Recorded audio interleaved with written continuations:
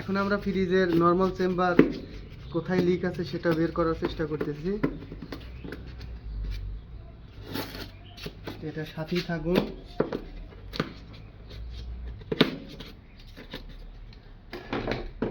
এখন আমরা অরিজিনাল যে ফিল্টার আছে ওইটা কেটে দিব।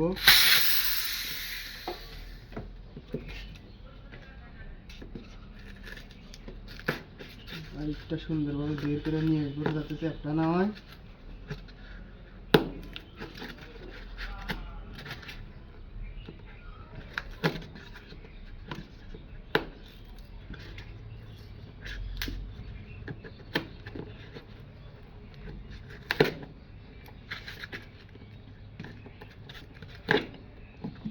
এটা হলো সিলভার পাইপ। এই পাইপটা খুব সুন্দর করে ঘষতে হবে আগে।